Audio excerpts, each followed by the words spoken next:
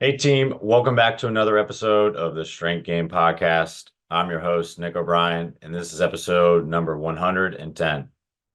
The Strength Game is a weekly podcast dedicated to discussing all things physical culture with the coaches, athletes, iron enthusiasts, and experts deeply embedded in the strength game on both sides of the profession, both as coaches and as competitive athletes.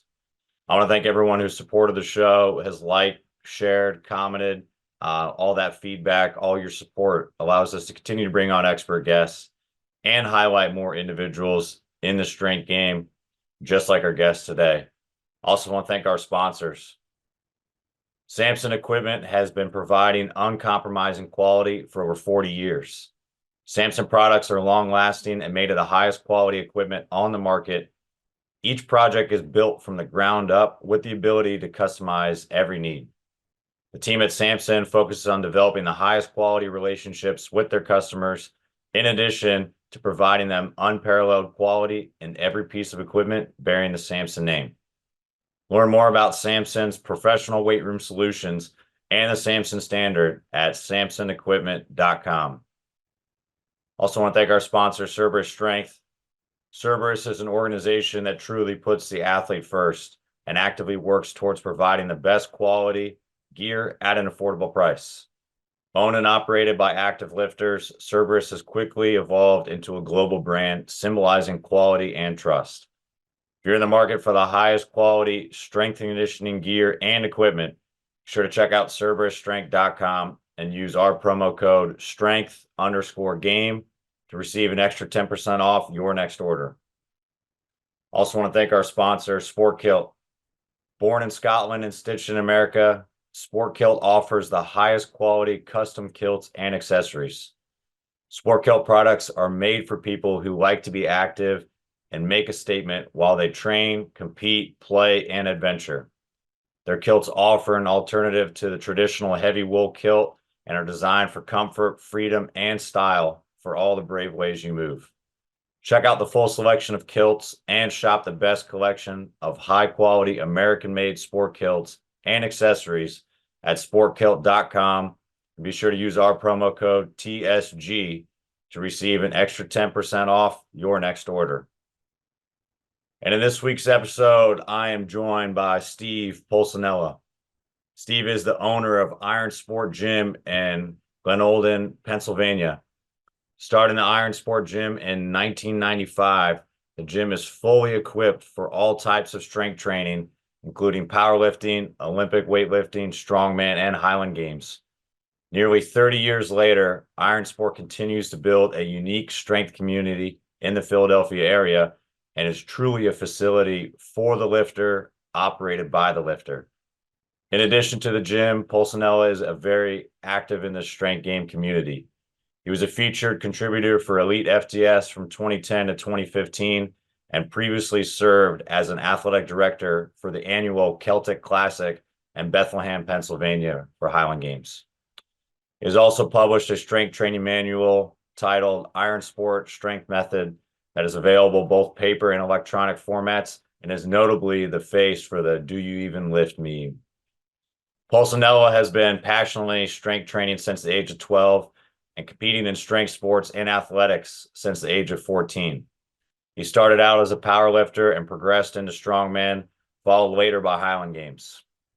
After winning many powerlifting titles in the early 1980s, Pulcinella then shifted into doing professional strongman competitions.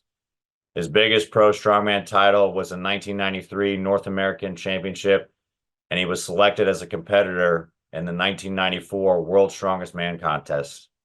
From there, he began competing in Highland Games and was a professional on the circuit from 1994 until he retired from the sport in 2012 due to injuries. Over his career, he participated in more than 300 events around the world and earned over 40 professional titles over the course of his throwing career in Highland Games competition.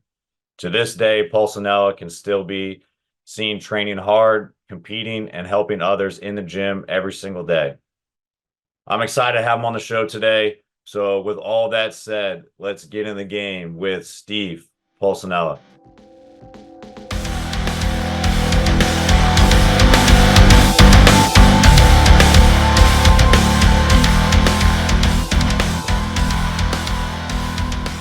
What's going on, everybody? Today I am excited. I've got a legend in the strength game, even though right now he's already laughing at it, That's a but stretch. it's it's definitely not a stretch, especially if you've been living under a rock, you probably still know who this is. We've got Steve Pulcinella on the show. How's it going? Good, real good. And I mean, like I said, I've been watching you from afar for a long time. A lot of the guys that kind of got me up in the strength game and kind of brought me under their wing when I was learning like how to train properly, always dropped your name. Like you've had a gym forever. You've been in the strength community forever. And like I said, I'm excited to have you on the show today. So hey, let's hop right into it. Like you've been doing strength sports forever. You've been doing strongman, powerlifting, Highland Games. You've been professional in all those. But really, how'd you kind of get started, like the inception of all that, like growing up and kind of leading into what you're kind of currently doing because it's almost been like a couple shifts in your lifting career. Well, the actual origin was 1977. I was 12 years old. And on the TV comes the very first World's Strongest Man contest, 1977. I saw these guys. I was always kind of like a bigger kid. I always like had an interest in strength, you know what I mean?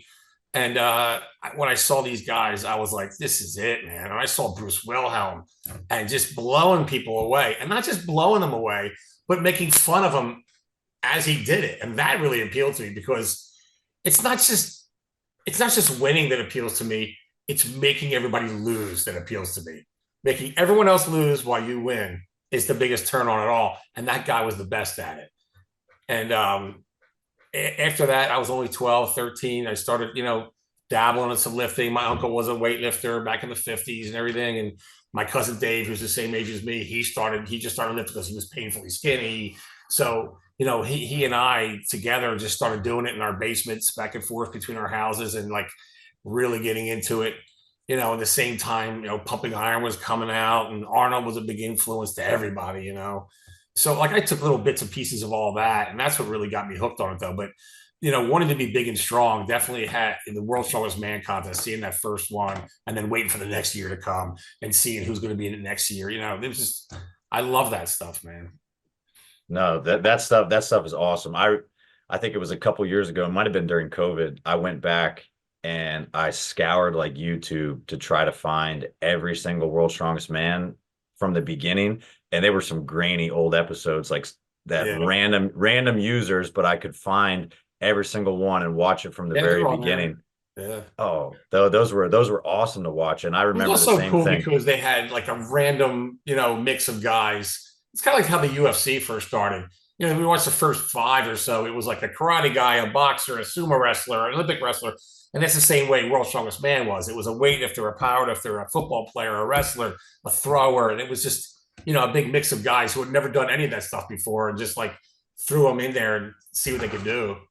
Oh yeah, some of those events, like if people have never gone back and like looked at some of the 90s, that was what I really like enjoyed about Strongman in the beginning too, is like all the weird events. Like when I think the coolest one, and I still want to do it, and I don't know how you recreate it, is when they did the train pull on the train tracks. So Yeah, like that you was could much almost do later. it like a ladder. That was only like 10 years ago. I was back in like That was Pujanowski, that.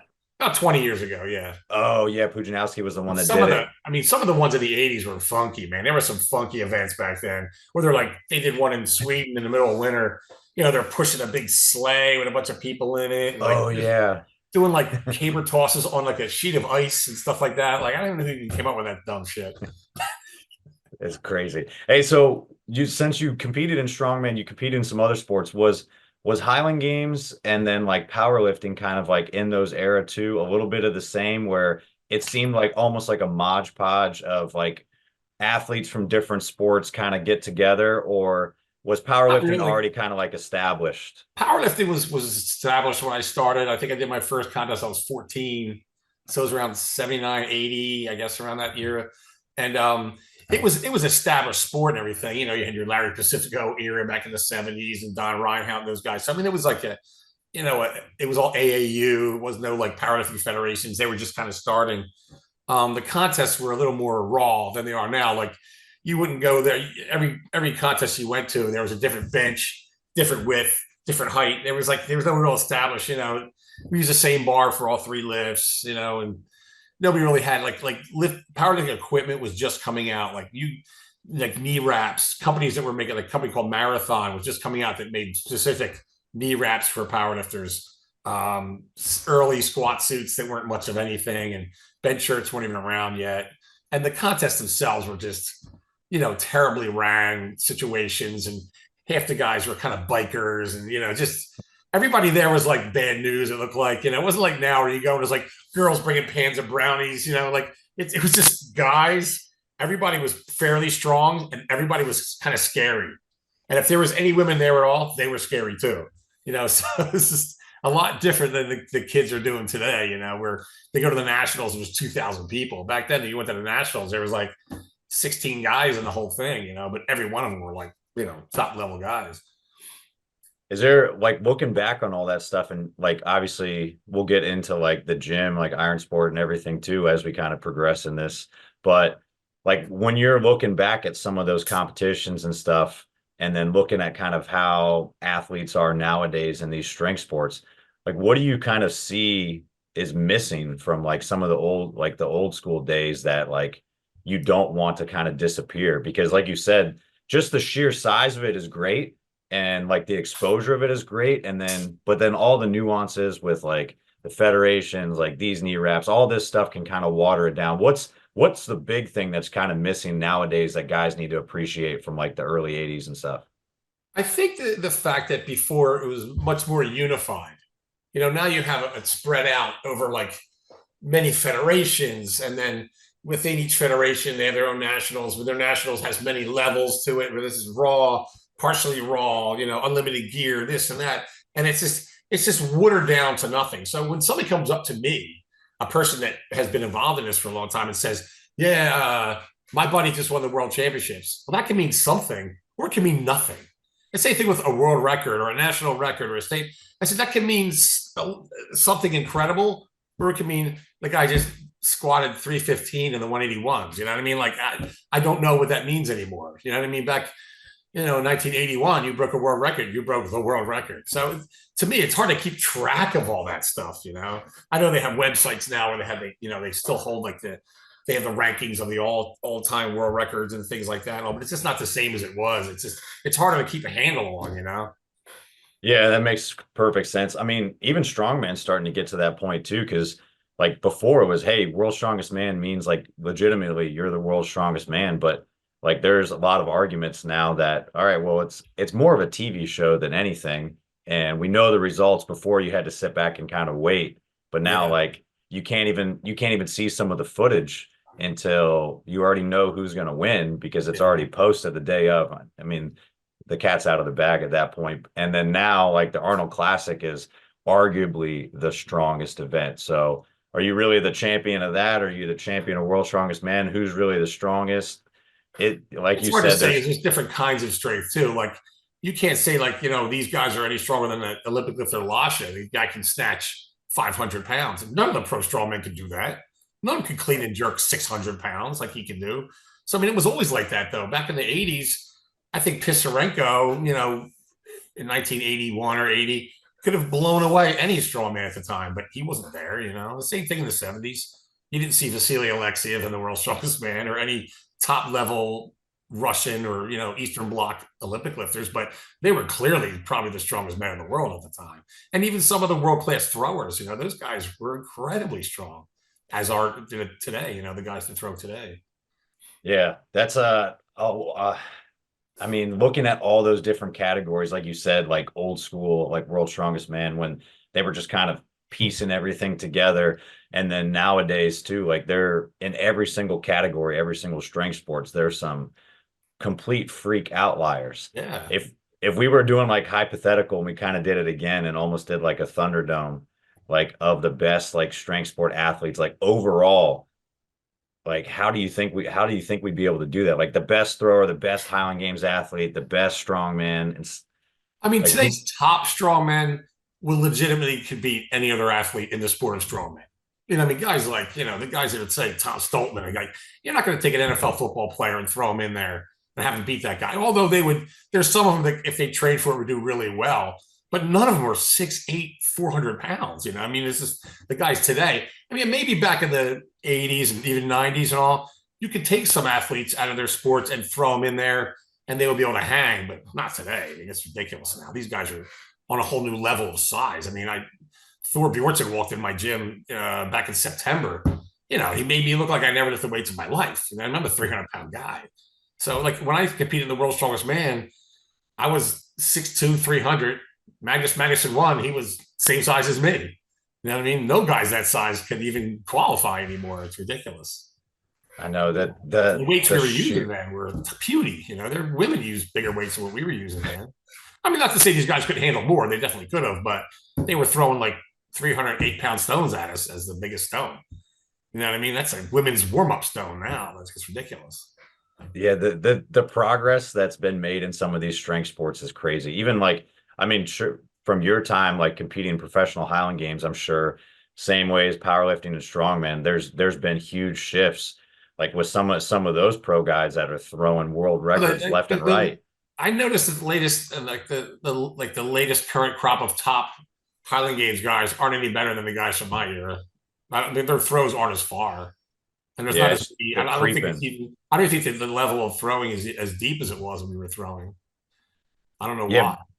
What kind of transitioning from that, like what was kind of like, I know injuries kind of played a role, like when you got out of like, was kind of your exit for Highland Games and everything. And obviously like you kind of saw that the size, like the sheer size of kind of where the trajectory of strongman was going, but you had a big shift. You went from powerlifting, like competitively, to strongman, to Highland Games. Like aside from like those maybe like physical traits, or like what else kind of shifted your focus to like those different strength sports? Like what was kind of appealing enough for you to drop a strength sport, maybe not altogether, but shift your focus competitively to go to a new one? Like what was the mindset behind that? Well, I started powerlifting because there was no strongman contest in this country.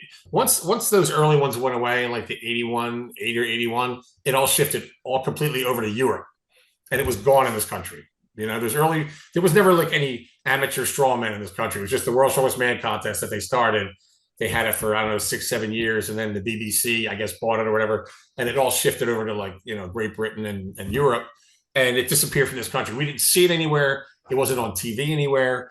Once in a while, Powerlifting USA would just have one little half page saying, "Oh, John Paul Sigmarsson, winner of the World's Strongest Man contest." They have a picture. I'm holding a trophy. That was it. So I knew it was still going on. It just wasn't going on here. And before the internet, you didn't even know how to, you didn't have access to these things. You definitely didn't have access to the athletes at all. You didn't know who ran it because there was nowhere to look it up. So it just went away for a long time. 10 years it went away, 15 years actually.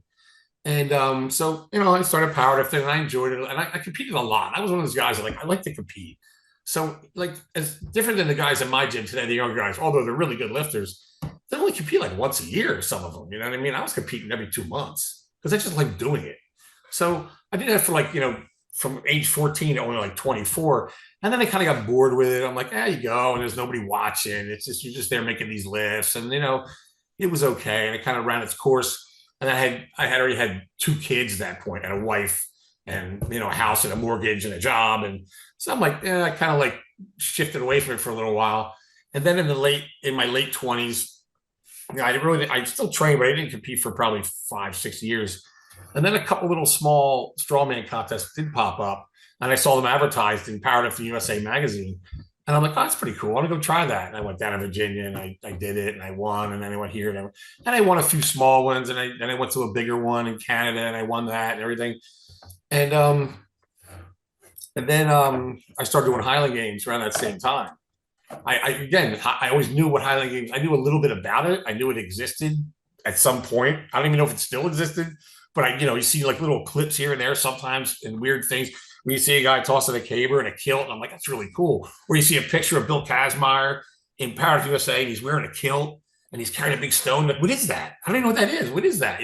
No one knew what it was. It was weird. It just wasn't happening here. We didn't know what it was here. There was no stones in this country. No one was making them or anything.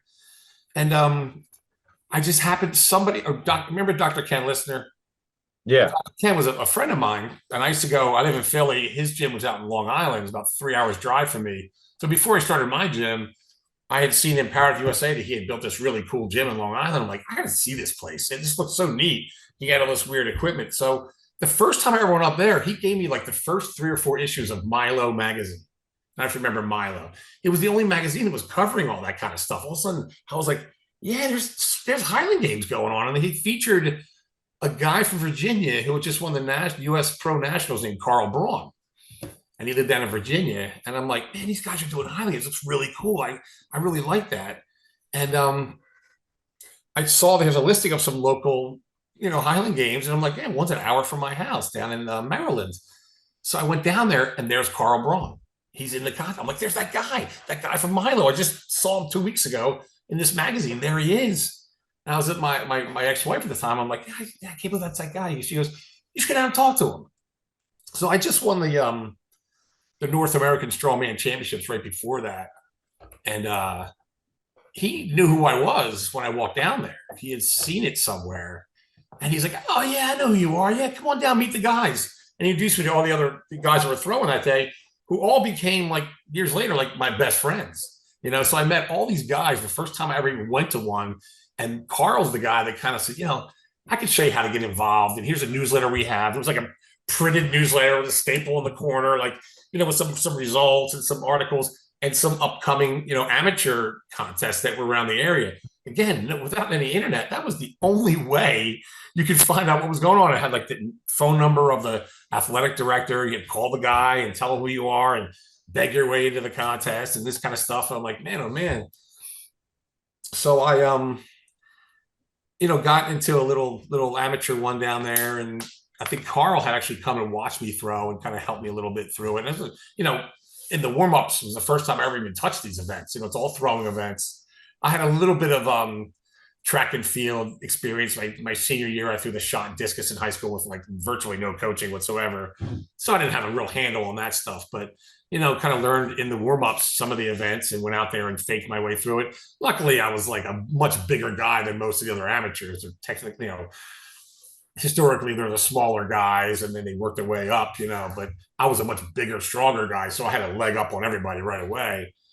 And I happened to be fairly, naturally athletic. So the first few amateur contests, I was picking it up by leaps and bounds, but I still didn't have my own equipment to throw with or practice with. So I was just going to the meets and trying to get better that day, which was, again, no one knew where to buy these things. They weren't sold in stores. There was no internet. And I happened to find a guy through that same like little newsletter, and some of those guys said, yeah, there's a guy in Maryland, this old guy, he makes some of the weights and some of the hammers. So I ended up contacting that guy. And then, once I got my own equipment and stuff, I started doing a little more practicing. Again, I'm teaching myself from memory. There's no video cameras. There was no videos to look at. There was no internet. There was no YouTube. So I literally taught myself how to throw these intricate events, like from memory of watching other amateurs that sucked too. Like I wasn't even watching really good pro guys because I was even like they weren't even available to me yet. So yeah, it was tough, but I ended up, luckily for me, getting better really quick. And once I hooked up with a guy named Paul Ferenci, who was a really good thrower in the sport, and he lived about an hour and 15 minutes or so from me, and I started going up there and we started practicing together. And I got better much quicker that way. But that's awesome. And that's kind of like I started having I turned pro like the following year because there was just a shortage of pros. There wasn't many people involved in the sport then. Like I said, it was so fringe and it was so unknown and no one knew how to get in. Like every time we would compete anywhere, big guys would come over to where we were sitting. Like, how do you do this? How do you get in this? How do you start? It was like no one knew how to do it. So we would do the same thing Carl did with me. Like, here's a newsletter. You got to get this newsletter and, contact these guys and find guys in your area. If you're lucky, you might hook up with a guy close by that has equipment. And it was just a pain in the ass. No, that's crazy. That's like door-to-door salesman. Like it's really grassroots kind of crap, And again, it was all knowledge handed down, and that's the tradition. That's the way powerlifting always was too. Until, these kids today don't realize it. Before, 8-9 years ago, there was no powerlifting coaches you could pay to teach you powerlifting and program you. It was like you learn from the guys in your gym, and luckily, if you had a guy who knows their shit, you got coached well. If you had a guy in your gym who thought he knew his shit, you were coached shitty, but you're still being taught something at least, Yeah. And back then too, and even like when I started, where you go to like a different area, if you want to do some of those strength sports, you actually have to like go out of your way on certain days to actually go travel and find someone that either has the equipment, has the space to do it, because a lot of places are like they don't have anything close to it. Powerlifting was a little bit easier sometimes because you might be able to find a gym where you can get a bar and you can like a freestanding bar and you can squat and bench. But like strongman or Highland Games, like if you had no exposure to the equipment, it's hard to even practice it at all until you get to a competition. I mean, I drove many hours, many times to do that. And I've had other guys drive to me many hours for me to kind of help them out and teach them. And, I've coached many guys over the years just because I had equipment and they didn't. So they, ended up coming to me and say, yeah, let's practice together. I'll teach you a little bit what I know. And this, Yeah. I kind of liked that aspect of it though, because it was like like I said, the old gym aspect was like when you joined a gym, if you were cool and you paid attention, guys would take you under their wing a little bit, And when I joined my first gym, I was 15 years old. It was a little hole in the wall gym. Back then, it was not many gyms, it just wasn't that many gyms. So this gym, even though it was a real tiny hole in the wall in the basement underneath of a barber shop, there were 3 IFBB professional bodybuilders training there. There was 2 NFL football players, one of which is in the Hall of Fame now. And if you ever saw this little gym, you would not believe that Joe Klecko from the Jets was training in this gym. I mean, this guy was in the New York Sack Exchange at the time, with Mark Gastineau in the Jets. It was a leading sacker in the NFL, and he's working out in this shithole of a gym. And I walked in the first day, and there he was standing there. He was a monster. So, but one of the pro bodybuilders, this guy who was really good at the time, he was one of the top guys. His name was Ron Tufel.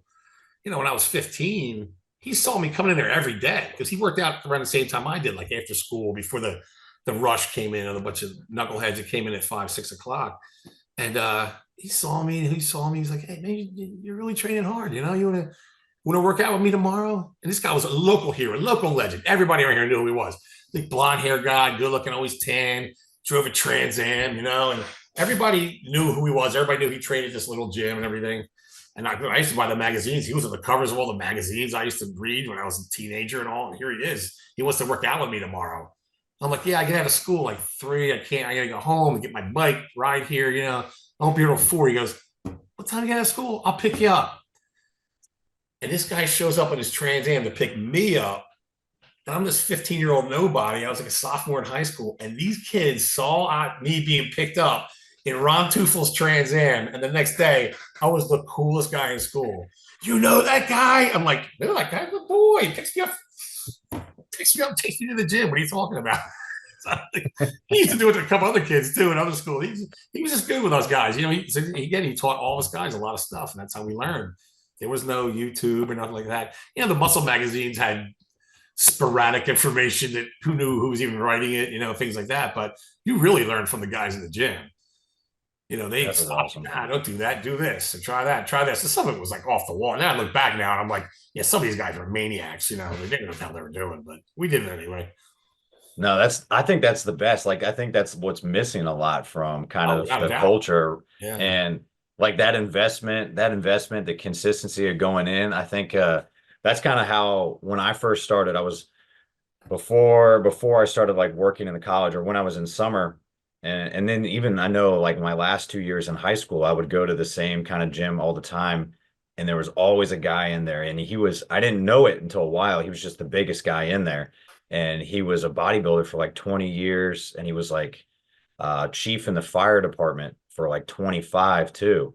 And no relation to me, Kevin O'Brien. And he was there for the longest time. And eventually like I'd ask him questions, or he'd help spot me and stuff like that. And he just kind of took me under his wing and kind of helped me with my training and everything. And that stuff is huge. The same with like Andy and Mike when I was like getting started in strongman and like coaching, like having kind of that mentorship, even if it's someone's just like a year ahead of you, like you feel like they know everything. And that seems like a lot of like what Iron Sport and everything is about. Like, so for those that don't know, like, can you talk about like the gym and like what was kind of like the inception of it, like starting off, because you guys kind of keep that same culture and mentality, like with the memberships and everything, and like kind of, no, I wouldn't say like gatekeeping in a sense, but like you're only really want people that are invested in training coming in, and it's been going for almost 30 years. Oh, So I you really want people with a functional credit card. That's what I really want. Every gym owner wants someone with a functional credit card. If they happen to be a good lifter, that's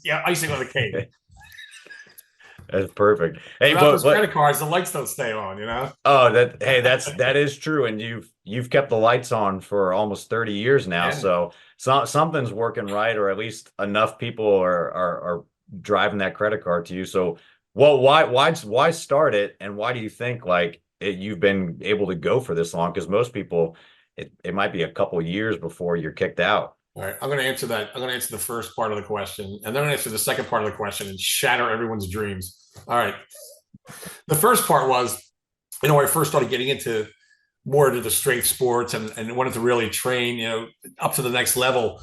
The little gyms around here just were mostly like either bodybuilding focused or fitness focused, or they're just a hole in the wall piece of shit or whatever. I wanted a place where I can do the kind of lifting I needed to do for my sport, So I wanted to have bumper plates and be able to do overhead lifts and smash weights into the floor and use chalk and have it. But back then, people take it for granted now because there's a lot of great strength training gyms out there. But all you had back then was your little fitness centers. There wasn't really, the chain gyms weren't really big yet. You had little fitness centers, or you had like little hole in the walls that weren't very well equipped. And then you had like guys that were serious, but they were like in a little garage situation. Guys would put together a little barn or a little garage. There'd be like 8 or 9 guys in there, whatever. And that's how they did it.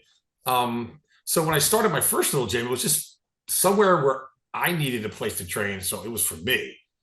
And I put it together so that if I can get like 40 guys in there paying me $30 a month, I could pay the rent. And again, I didn't make it my job. The first little gym was just a little key club.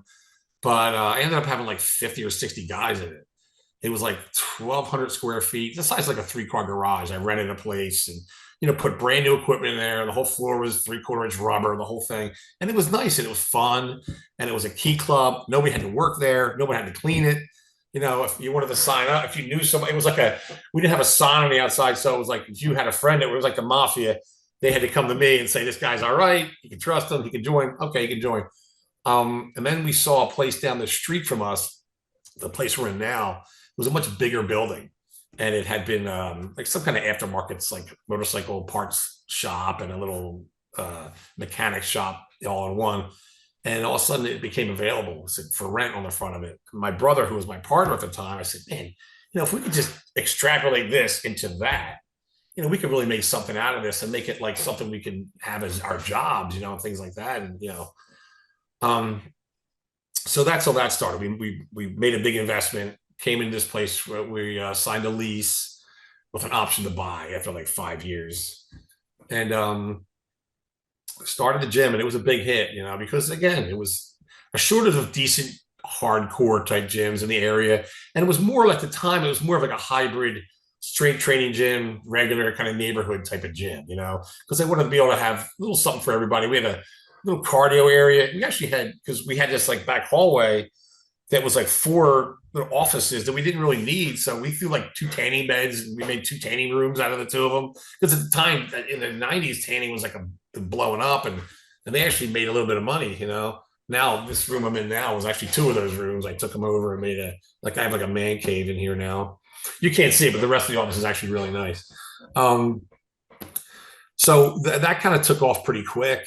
Then we ended up buying the building, and that was the key. Buying the building was the key, because I don't know, you've probably seen gyms over the years that were awesome, and then the landlord comes and goes, I'm selling the building, get the fuck out. You got 2 weeks to get out.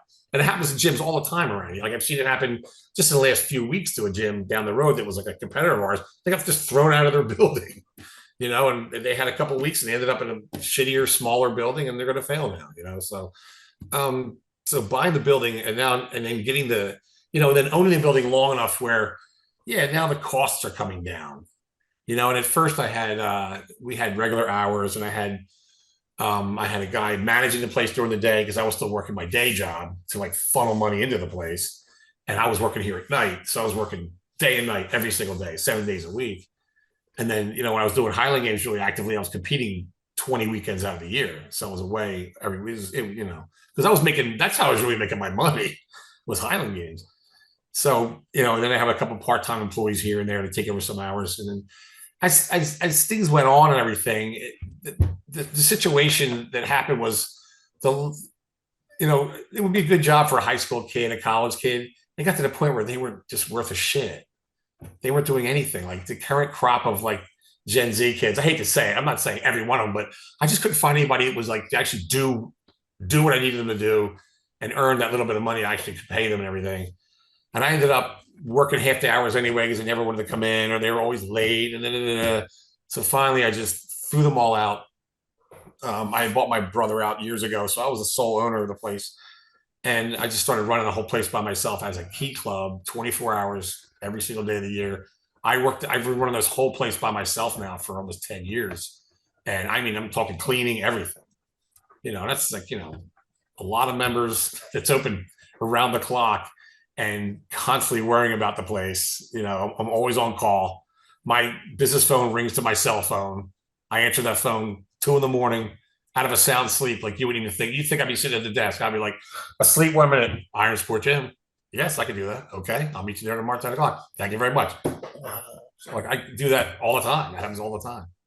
Was 10 years ago? Was 10 years ago like when you actually shifted full time to it as well? No, I shifted full time to it in 2007 when I married Okay. my current wife, and she's like, we got married. You can jump on my insurance and quit the day job. My kids are a little older at the time. I'm like, that sounds like a good idea. So now I just live off of her job because she makes a lot of money and I don't make anything. That's the other thing. That's the longevity has, was for 2 reasons. One is I could basically work here for nothing and still live, which happens a lot.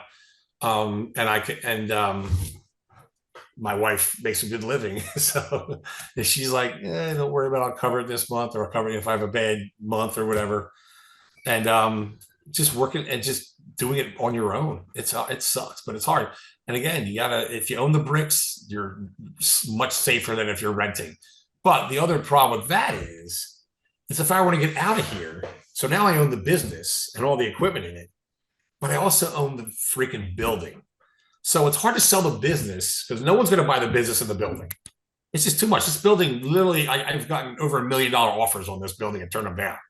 So who's going to come along and buy a gym business and a building for $1 million when you can go down the street, rent a place, and start a gym better than this for $40,000? And everything will be brand new. So, I mean, I kind of broke the mold. I went into this business with no knowledge of business, with probably being in only about 4 gyms my whole life, never worked in one, and have been doing everything by the seat of my pants ever since.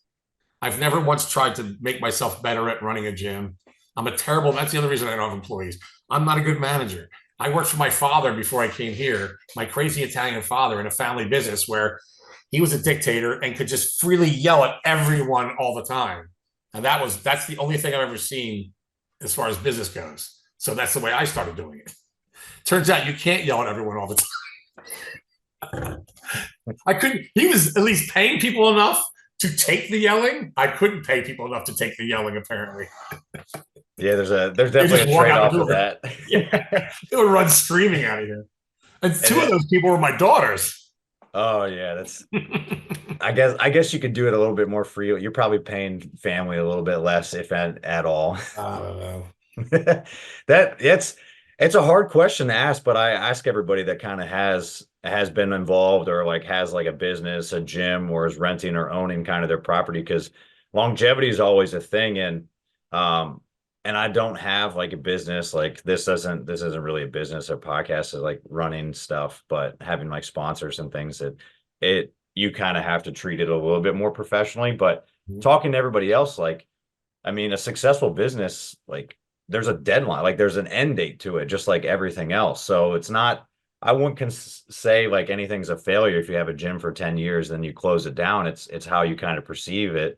But the success is all what you think it was. Exactly. I look back and say, there have been 20,000 people came through this gym and most of them really loved it.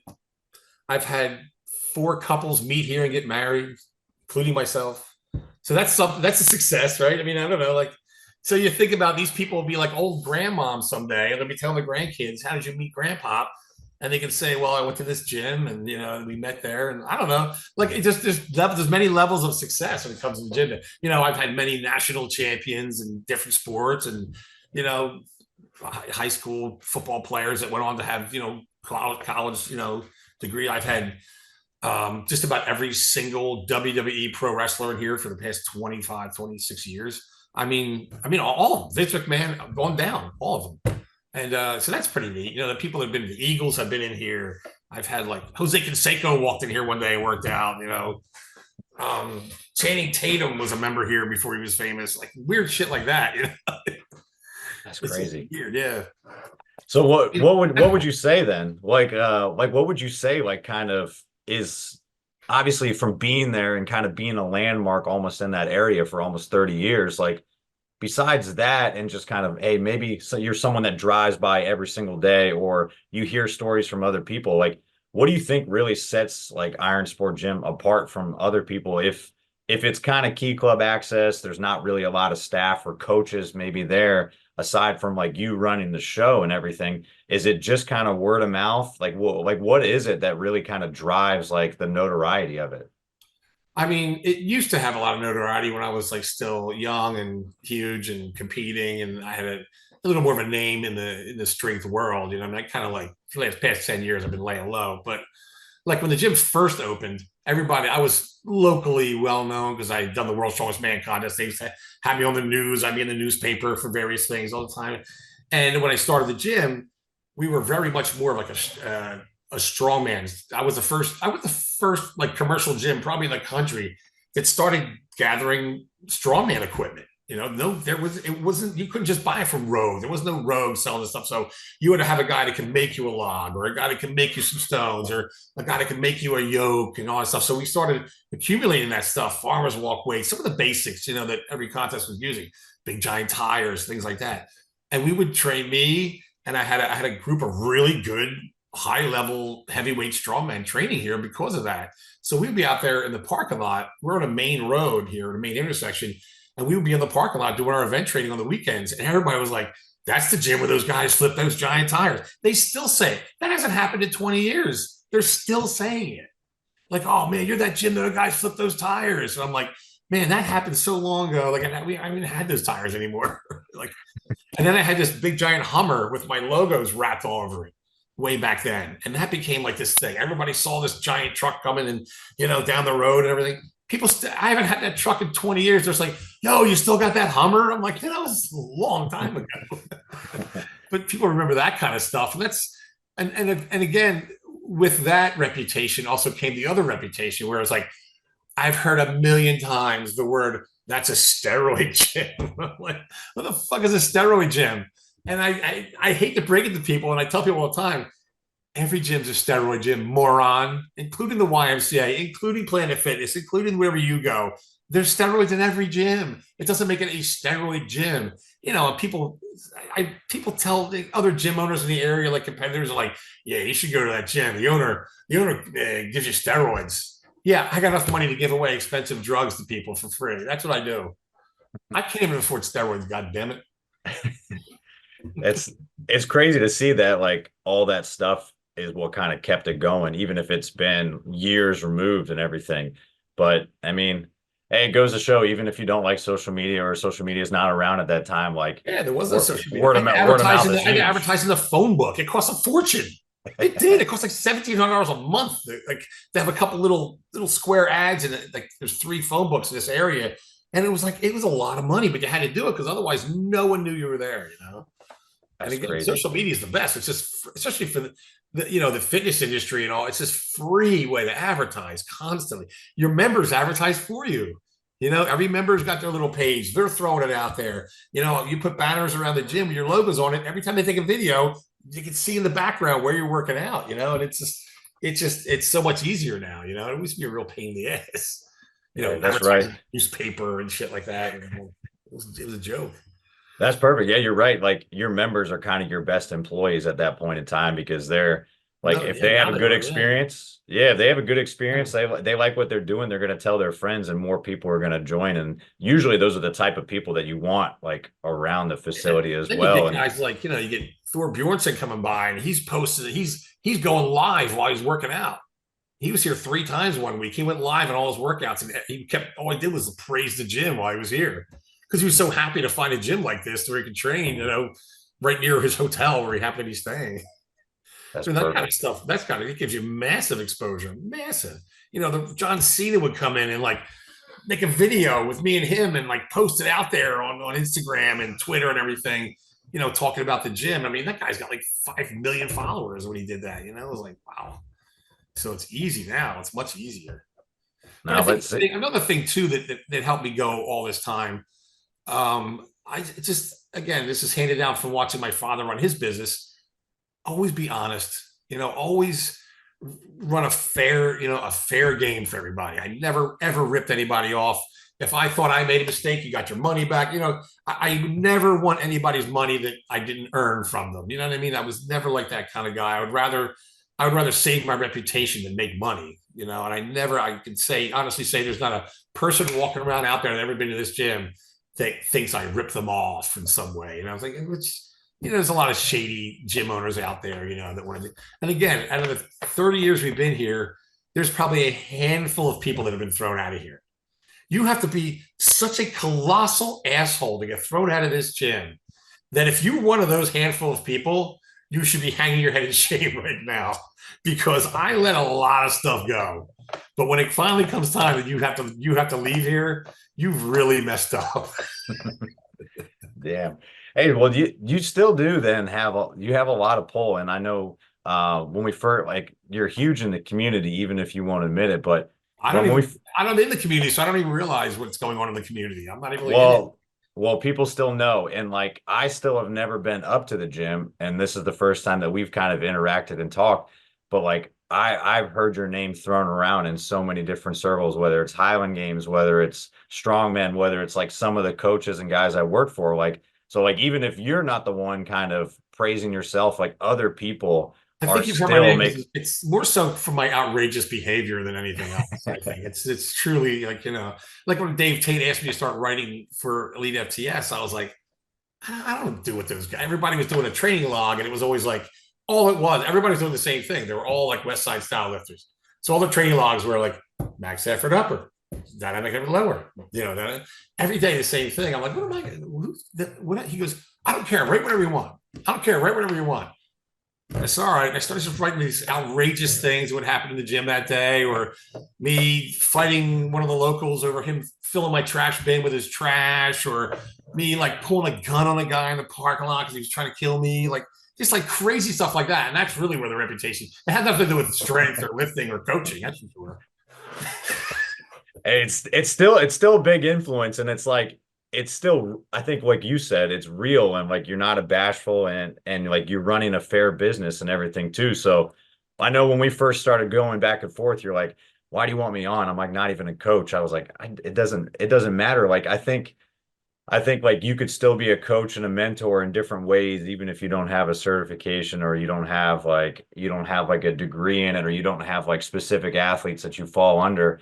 Like what would you kind of constitute yourself then if you're not saying you're a coach or your mentor, you're involved in the field? Because in some ways you're still shaping it. You still have the gym, you still have all the experience and background to like pull upon, but like there are people like you everywhere in different gyms that are kind of doing the same thing, and they don't feel like they're like giving back to the community, even though you're having such an impact on like young lifters and business people that are in the profession. I think a lot of guys, especially today, they burn out quick because they're trying to do too much of that stuff. They're trying to force that stuff. I got to coach as many people as I can. I got to be an online coach. I got to be an in-person coach. I got to be a mentor. I got to be a business guy and everything. And they just, after 6, 7 years of that, they just burn themselves out. I never strive to do, never really went out of my way. Here's my business model. I wake up every day and come in here cringing of what I'm going to find. And I just hope to hell nothing bad happens. That's the way I run my business. I don't have there's no plan at all. There never was a plan. There's no plan. Anything that happened in here just kind of like organically evolved out of like necessity, or something went wrong or something went right or whatever it was. I don't have any instinct or drive or goals or or purpose. I seriously just come in here every day and like hold it all together.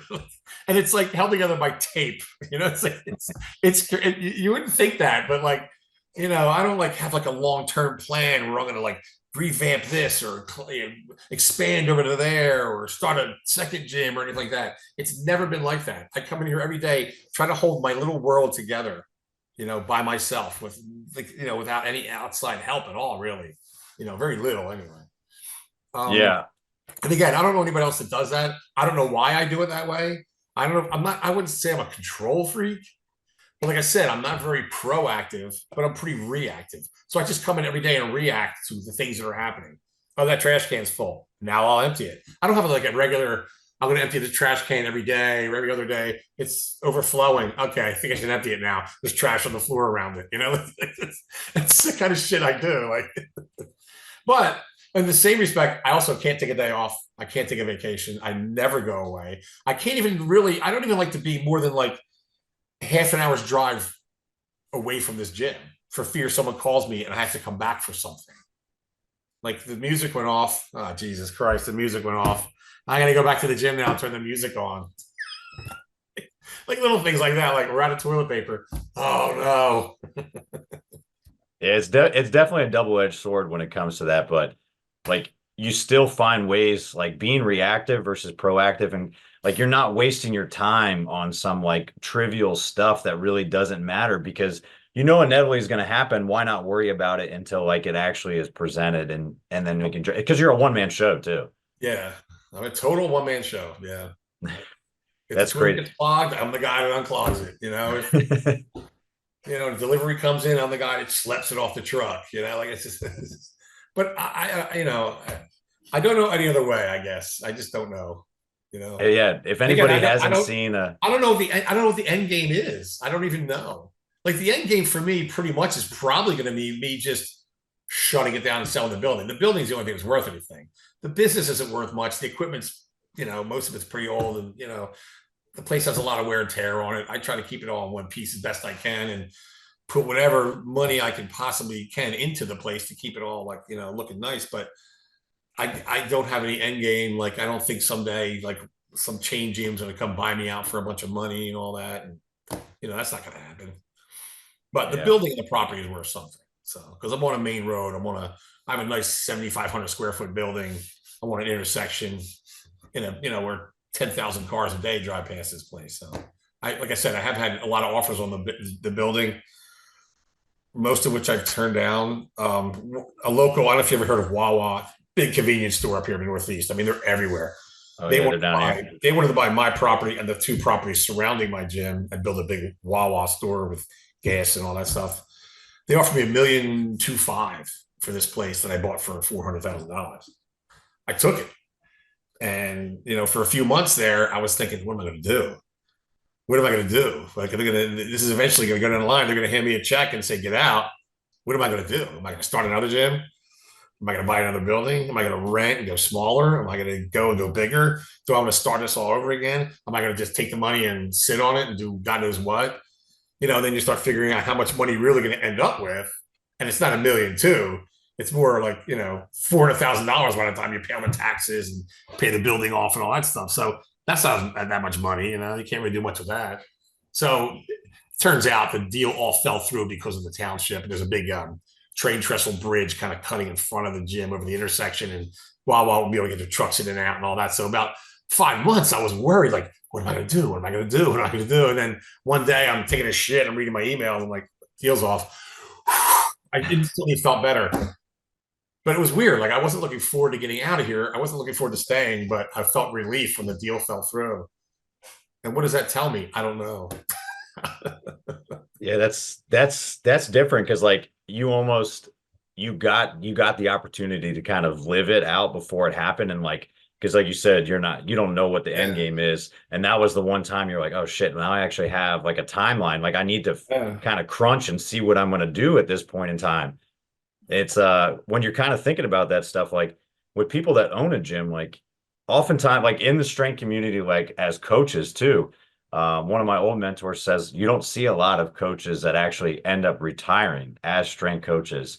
Like I don't know how How many can people you? retire as gym owners either. So Mhm. like what where when do you like end up calling it quits? Or like at this point in time, you've been doing it for 30 years, like two owning the gym. Like how do you pivot out of that? Or is it something that you have to like do on the side? Like, because I think that's how most gyms survive. The same as yours. Like you talk about it like with your wife and everything.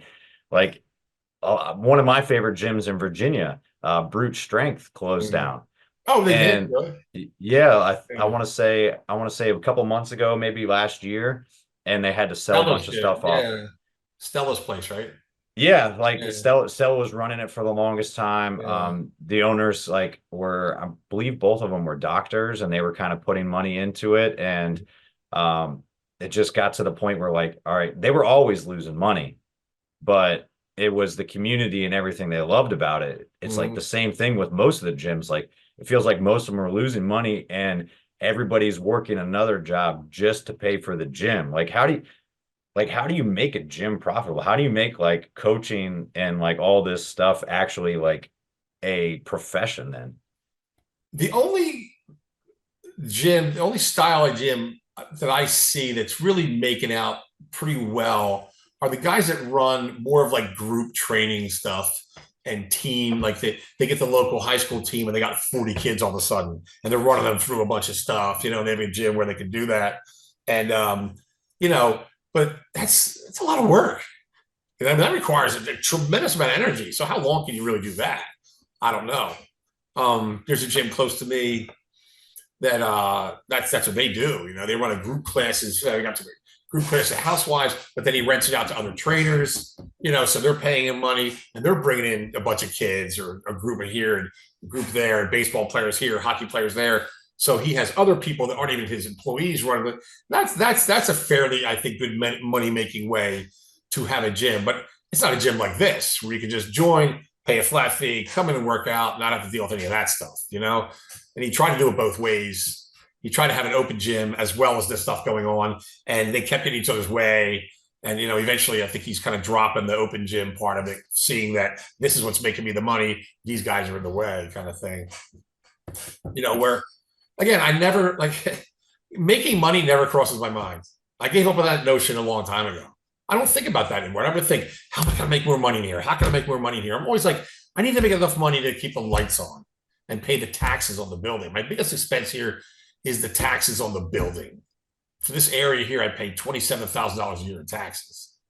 Well, my building payment's very cheap. If I had to rent a building like this around here, it'd cost me $12,000 a month to rent it. My monthly payment was like a tenth of that. In 2 years I'll have it paid off, and my monthly payment would be nothing. And then I'll just pay the $2,200 a month in rent or in taxes. But I try to pay myself a modest salary. By the end of the year, though, most of that salary that I took ends up going to pay the taxes at the end of the year that the gym couldn't cover. So if I make this much money, I end up paying this much out of my pocket too. I own the building personally. The business doesn't own the building. You know what I mean? So it's two different things. Again, like I said, I'm not saying that's the way it's going to be for everybody that wants to start a gym and to tell people, don't start a gym. This is how you're going to end up. Because some people are just really good at that stuff. They're highly motivated. Believe me, after 30 years, you're not highly motivated anymore. It's hard to do. It's just guessing. No matter what it is, it doesn't matter. Even something you love, even guys, rock and roll guys on the top of their game, they hate touring. It's a grind. It's just after 30 years of running around doing all that stuff, even those guys can't hack it. They got to stop. So anything you do love, you will eventually grind that into the ground if you let it. It'll grind you in. It's done it to me. Like I don't have a huge interest. Like I don't watch The World's Strongest Man anymore when it comes on TV. If I'm early in the morning, if I catch it on, I'll watch it sometimes. But I'm going on my way to watch that stuff. I have no idea what's going on in powerlifting now. I probably know 2 or 3 of the top powerlifters' names. Well, because everybody calls themselves something goofy on Instagram, I don't know what their names are. I know John Hack.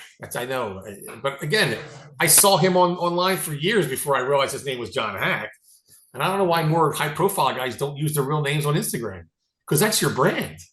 You know, Ken Cooper, the Ginger Hercules. I didn't know his name was Ken Cooper till a couple weeks ago when he pulled 960. I'm like, why aren't you using your real name? That's why I have, I had an Instagram, Iron Sport Tim Instagram, but also one for me that's just my name. So when people see that, my name's attached to it every time. So now my name is going into people's brains, not some goofy handle. I don't know why people do that.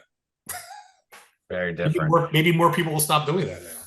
Yeah, we'll see. We'll see if they actually pay attention to listen. Hey, so kind of shifting a little bit too, like you talk about it, like I've seen that burnout as well. And I kind of, when people ask me like, oh, what's your favorite sports team and stuff, like it's like I'm in sports all the time. Like sometimes I don't want anything to do with it. I see my players play. Why do I give a shit about another team? It's just I don't want everything to revolve around it, because I know eventually it's going to get to the point where I'm like, I don't want anything to do with it. And I'm trying to delay it as long as possible. Right. So like when it comes to like training too, like you shifted gears a lot with like what you were doing professionally and like what you were gearing up for competitions.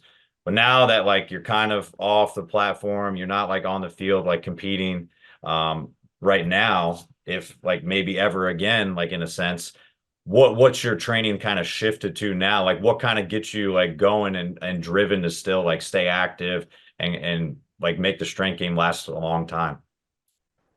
It's funny, after all I've been through, and again, now I'm getting to be more so famous for like having 1,000 injuries and 1,000 surgeries and stuff. I still like to train.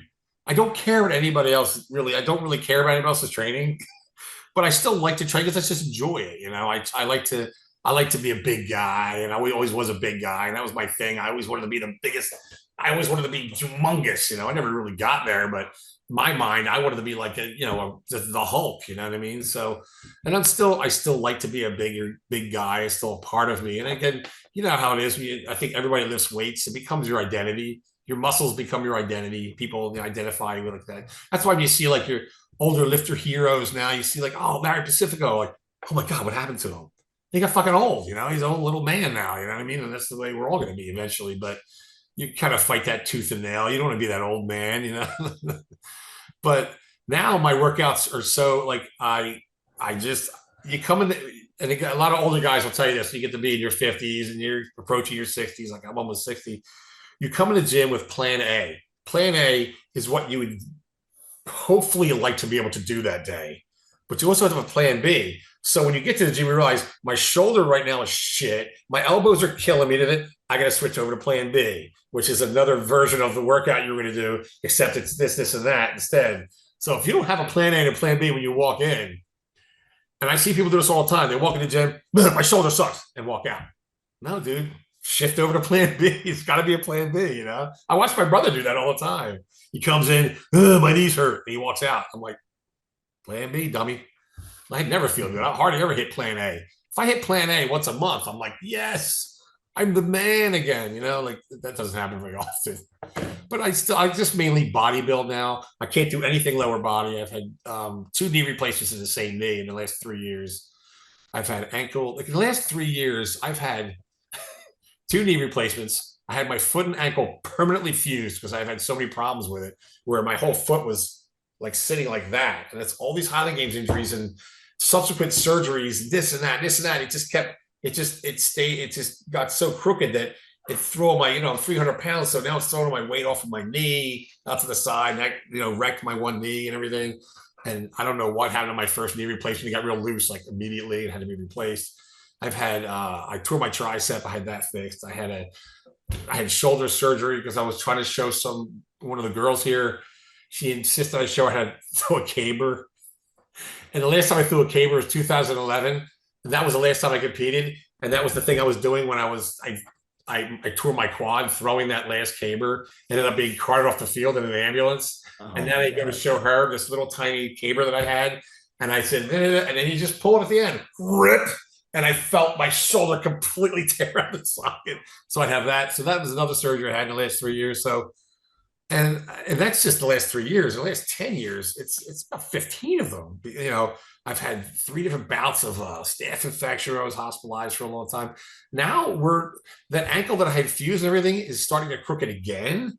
and it's a problem, and it's making me have these bad hot spots underneath of it, and like they're talking about maybe amputating it and just go with a prosthetic because I'd be better off before it starts wrecking this knee replacement. So that's what I'm dealing with now. I've been under general anesthesia so much that I'm starting to lose like large chunks of my memory. They're like, it's starting to fuck me up, I think, Damn. What's That happening, that's wild. Yeah, you might be known for some of those injuries too. And but I mean, like, you're still When I finding competed from like ways. 14 to like 48 or 49, I know. bulletproof. And then bam, bam, bam, bam, bam, bam, bam. It all just happened. It just snowballed, went one to the other, to the other, to the other. It was crazy. It was just compounding interest. Like I don't know. Yeah, they it came out finally of waited till nowhere. you were done, and then that you had to cash that check after everything was Yeah, done. I was lucky. I was fortunate enough to be successful for a long time. Anyway, now it's like now I'm staying in it, and I'm not believe me, I'm not working that hard to hurt myself at all, but I keep hurting myself.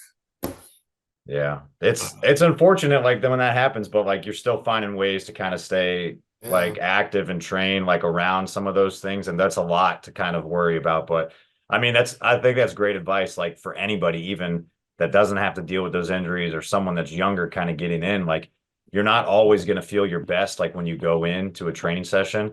So you better have a backup plan. And it doesn't have to be completely different, but like the consistency like that was seen with a lot of the lifters, like not so much nowadays, is what really got people to where they're at because they go in, you're not going to feel great. So get something done that you can yeah. actually do that You day. can always get something done. And again, all this stuff, I guess all this stuff's catching up to me because of the way that we were taught to lift, or I was taught to lift, or maybe I came up with it on my own. I don't remember being taught anything, but like I've never been coached by anybody. I never had a coach. Like I said, just handed down information here and there and early on when I was in the gyms and stuff. But like, when we first started lifting, I saw the world's strongest man at 77.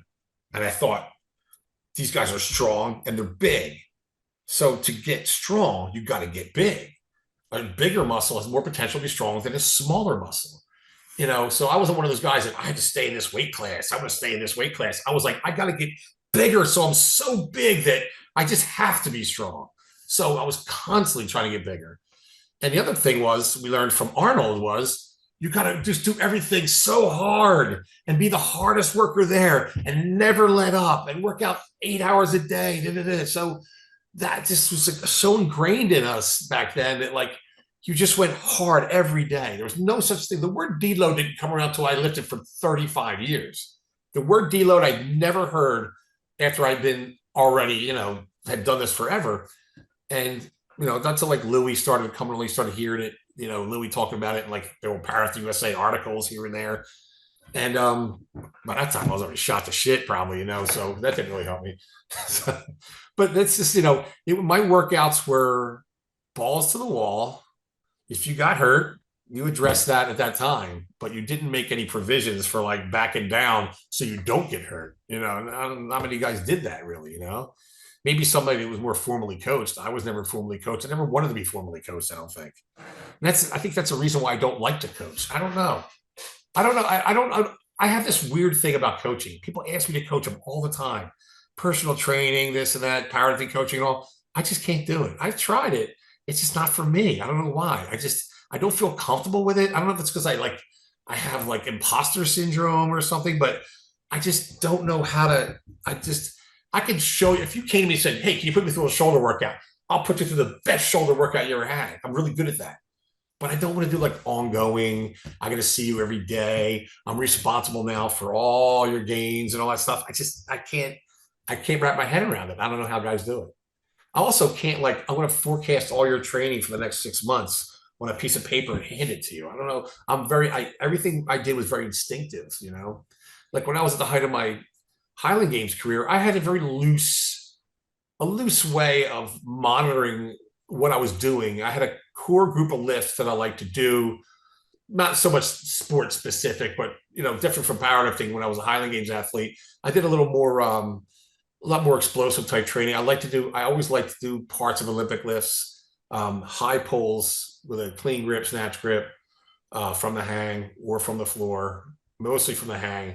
I like to do hang snatches. I thought that was a great exercise because 3 of the events we throw are vertical. You got the caber, the sheath, the 56 for height. So that really lent itself to that.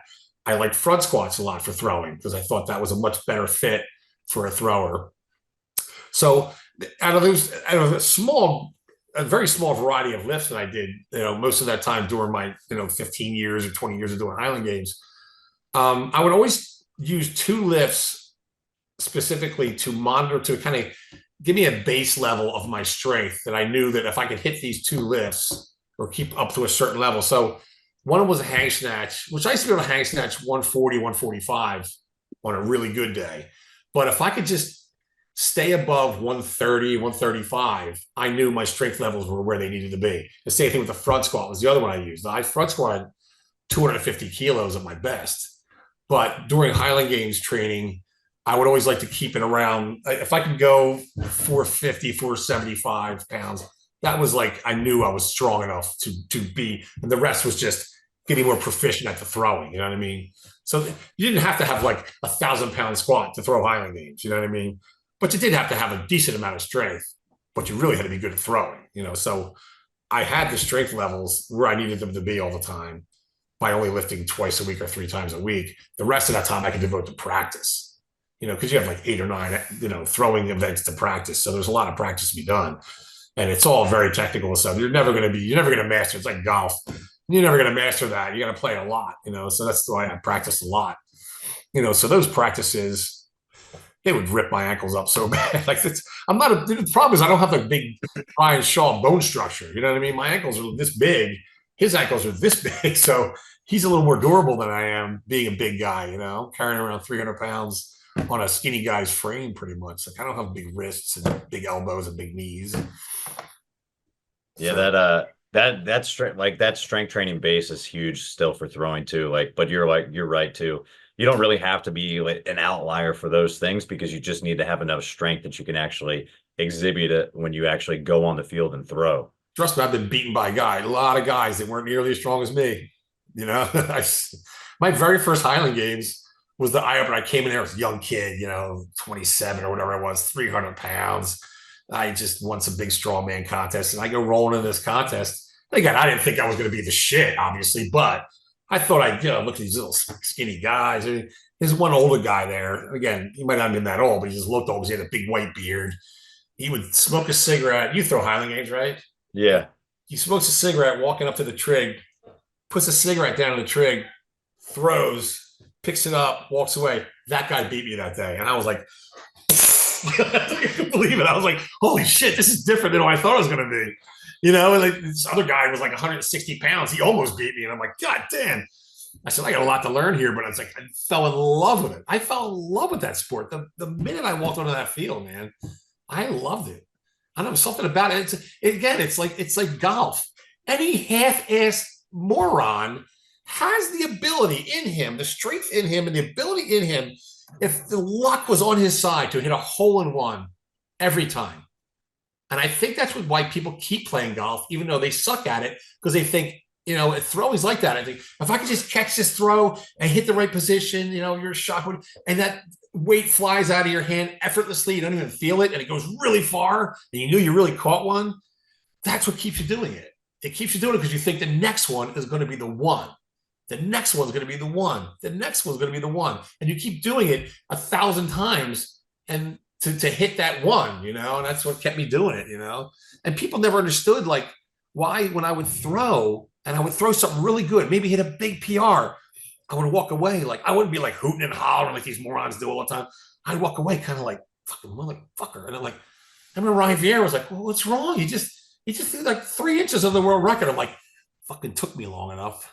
Like, I thought I could be doing this 2 years ago. Like, that's the mentality I had. It was never enough. Like, I felt there was a time in my life, there was a long period of time in my life when I was still healthy that I didn't think anyone had the right to be stronger than me. I didn't think, we walked onto that field, I would look at everybody, I'm like, you motherfuckers have some fucking balls thinking you're coming here thinking you're going to win. No, I didn't always win. I didn't always beat them, but I always fucking thought that. I would be driving 2 hours to a meet going, these assholes have no idea what's about to happen to them. That's the way I thought. Isn't that crazy? Isn't that fucking crazy? Like, I didn't hate them, but I hated the fact that they thought they were going to beat me that day. And there was not a thing in this world that I didn't think I could lift. If you put me in front of a big enough crowd, put handles on something, I thought I could lift it. You know what I mean? Like, that's how I felt. That's how confident I was in my strength. Even if I didn't lift that much before, if you dared me and there was enough women watching, which is always women watching, I would lift it. We were throwing one time, me and a bunch of other guys. It's like high-level pro guys. We were practicing one day up the schoolyard near my house, this big field. And we're throwing the 56. I think at the time, the world record at 56 was like 44 and change, the world record. And I'm throwing with like Harrison Bailey, Paul Ferenczi, a couple other guys, really good throwers. And we're out there throwing. And I'm throwing like 42, almost 43, 42. And all of a sudden, these teenage girls come and like, oh, what are you guys doing? Can we watch? They're like, yeah, you can watch if you want.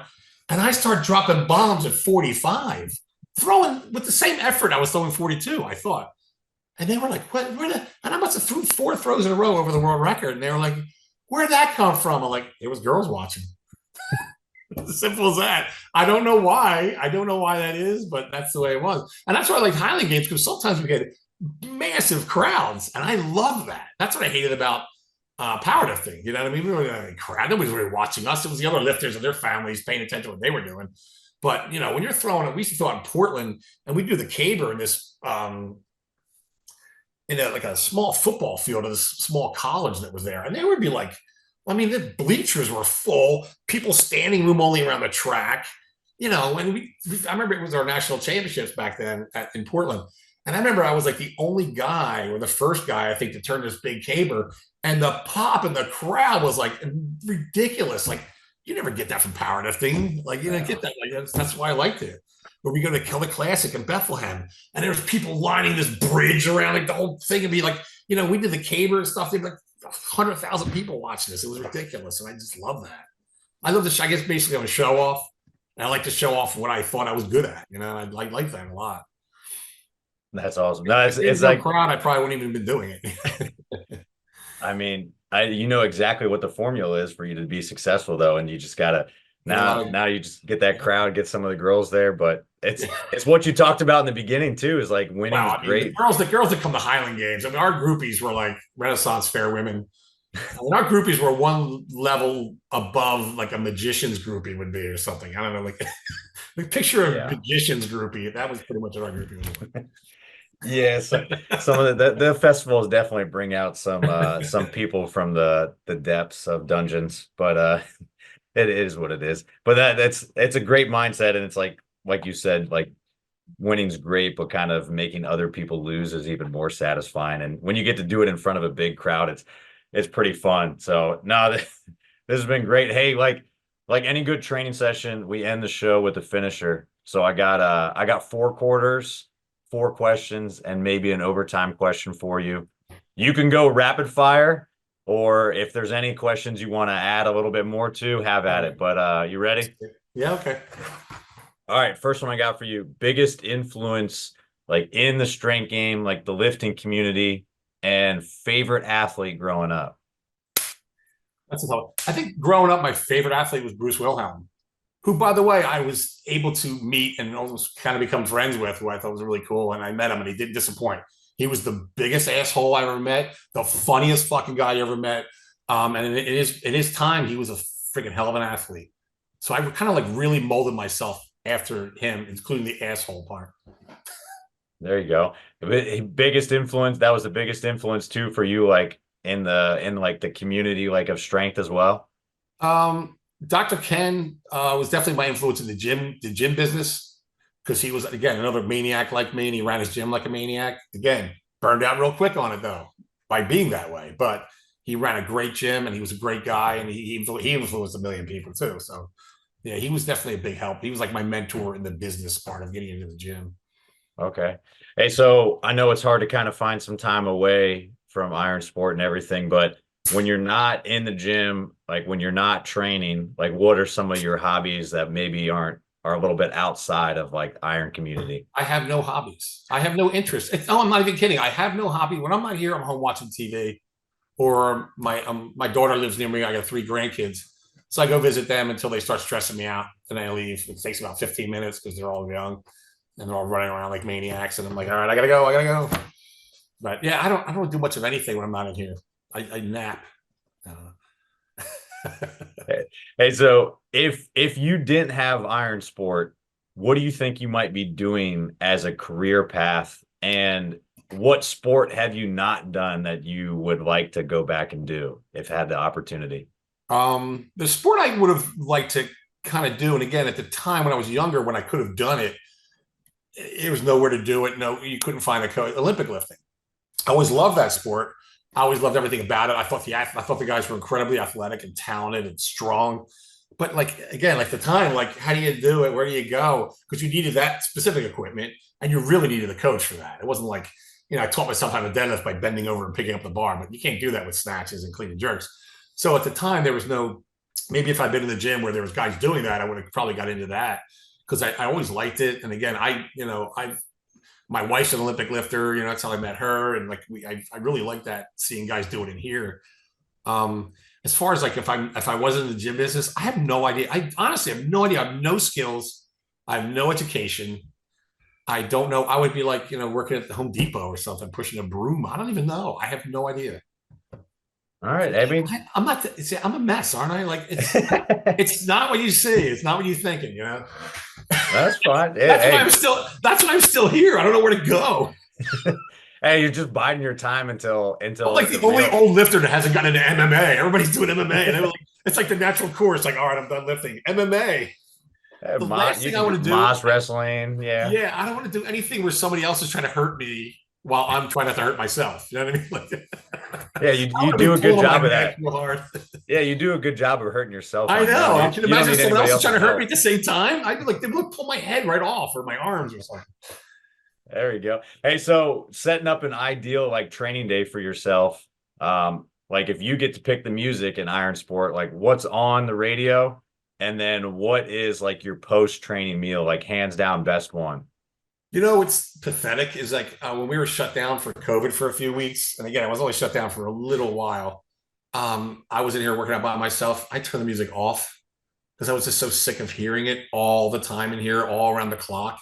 I just turned it off and worked out. Like and I listen to a little bit of, I have like horrible musical taste. If you were like with me in my car, you'd be like, fuck this crap, like I like old country and stuff like that, like Waylon Jennings. Like when I'm driving around, that's what I'm listening to, but it's not really good workout music. I wouldn't put it on in the gym, obviously. So what about after you wrap up the session? What's on your plate? There's a hamburger shop down by here that a buddy of mine from high school owns, and they just make the best. I get like a couple double cheeseburgers and some fries. That's what I don't do that all the time, but I wish I could. But that's I love this. I just love his big like homemade style hamburgers and stuff. I was always a big hamburger guy, and again, we're in Philly, so I used to eat a lot. When I was younger, it was always like giant cheesesteaks this long because where we live right now, we're just outside of Philadelphia, so close that I can hear the crime. But we're outside of Philly, and every block, every intersection, there's a hoagie shop. I mean, around here, and they're all good. Like pizza shop, hoagie shop, pizza shop, hoagie shop. They all make great cheesesteaks. They all make great hoagies. So, like, you can't even go wrong with any of these places. You can trip over backwards and fall into one anytime, where you're at. And like Philly has a very shitty, like we have a very sandwich-based diet around here. So there's not fat people around here. We just have good food, man. Philly has good food. That is not bad. Far enough away from the crime, but like enough. I can still hear the gunshots. I can hear the gunshots from here. And we're like just outside the city limits, like where Philly starts. Close enough to get sandwiches. Yeah, I'm telling you, every little people come to the gym from out of town, like, where should I eat? Where can you get good pizza? Where can you get a good cheesesteak around here? I'm like, dude, there's like 100 of them. Where you parked? Just walk outside. Hit the corner shop. Walk outside, start sniffing, and just go towards the smell. There you go. Hey, last one I got for you. Like going over the course of your career, is there any favorite like competition memory or like training memory of yours that like, or the first one that like really comes to mind that's like, Hey, I love what I'm doing. Like, I love being on the field. I love being on the platform, like in strength training. Like, is there anything that sticks out, or the first one that kind of comes to your mind as your favorite memory? Wow, that's a tough one because I've competed like almost 400 times, but there are a few like there are like two particular venues in Highland Games that I just love to go to every year. One of them was the Celtic Classic, Bethlehem. It was like an hour from my house, and it was always like it's a 3 day meet. There's like one event Friday night, five events Saturday and Sunday, and it was always like a high level. Like when I first started there, it was a big international meet, so they would have like Gudmundsson come from Iceland. They'd have Alistair Gunn and Brenner over from Scotland. The best guys from Canada would come down. The best guys from the U.S. would be there. So it was really cool. It's always fun to compete with the international guys. Guys from all different parts of the world with different accents and everything. I really liked that a lot. And then it became the U.S. Nationals after that. But back then it was like an international invitational. And then Loon Mountain, New Hampshire, just for like where it was and that time of year, like mid-September up in New Hampshire, and the venue was in this like ski resort town, Loon Mountain. Just beautiful every year. Great crowd, friendly people, like good food, great money. They used to throw so much money at us up there to throw this junk. It was so funny, but we'd always, I always did well there, so I always liked going there. I won it, I think, 3 times, and one of the times in 2000 was probably my favorite, though, was my biggest Highland Games victory when they had like this international challenge and they brought in the best guys from every country except Vieira. I think he was hurt that year. And I won that. That was probably my biggest pro win in Highland Games when I beat all those guys, Alistair Gunn, Harry McDonald, Gudmundsson, Harrison Bailey, all those guys. And I ended up having a good day and I ended up beating them all. And it was just like, man, it was so awesome. And that night they had like, this big sponsor has this big house up there, this big mountain house, and he has this big party and everybody goes to it. It's amazing, everything. I stayed in my hotel room that night by myself. I don't know why, but I did. I didn't go. And I just stayed in my hotel and ate. I got some room service, ate my food, and I think I drank a little bit of whiskey and then I just went to bed. Oh my I don't know God. why I did those things. Oh my God. Oh, it's I know. I mean, it's classic for you. I know. I mean, don't know it's why. right on par. I was like, I don't want to go out. Don't make a Damn. fuss. Don't make a Those are fuss. I don't want to make a fuss. those are two definitely like big ones that are on my list. And it's harder for us small guys. They don't like to put the lightweights in any of them because it's Yeah. just See, back then there really was no. There was oh, I only know. lightweights in some meets out west. Same thing. When I threw, there was no weight classes. There was only the lightweights. Very few meets out west, and there was only women's classes in California. Like I never saw any women throwing when I was throwing. Yeah, it's getting bigger out there though. Yeah, I know it's everywhere. I tell you, once the women did start throwing, though, they were very popular because I was involved in Nikita Marzano. This name sounds She familiar. was one of the top women throwers in the past 10 years or so. Well, she was a member of my gym who was just, kind of a bigger woman, not a fat woman, like a bigger chick who had really good strength levels. She was like 550 deadlifter almost. And she had thrown at a college. So she threw shot and hammer at college and everything. She came to me. It's like, hey, do you think you teach me Highland Games? I'm like, oh, I'd love to. That'd be great. You'd be really good at it, And again, there wasn't really much going on Highland Games wise for the women, especially on the East Coast. But I said, you might be able to find some games here and there to compete in. And I took her out for one practice.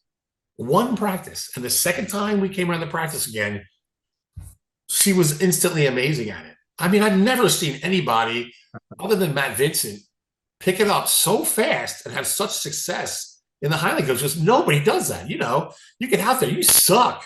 You sucked forever until you really start picking up. And you might pick up this event. And then a couple years later, that event will click for you. And this event, she was just instantly good at everything. I took her to her first meet and she was amazing. Didn't get nervous, didn't foul out, didn't do this. I think she hit a photographer with a weight, but That happens. She's just like instantly one of the best women in the world and never practiced again. After that first practice, she never practiced again. And the women that she was beating, I don't think they had any idea that she didn't have implements of her own. She didn't practice, and she was that good. and it was good for many years. And so it's cool. it's a different world. I can't even say I coached her. I just brought her out and showed her the events, and she was just like, went. Oh man, that's crazy. There's definitely some people that pick it up super fast. It took me like, I think it took me 5 years to like finally get like a weight over bar PR. And I'm like, and the same thing for you. I'm like, I looked up at it. I was like, are you fucking kidding me?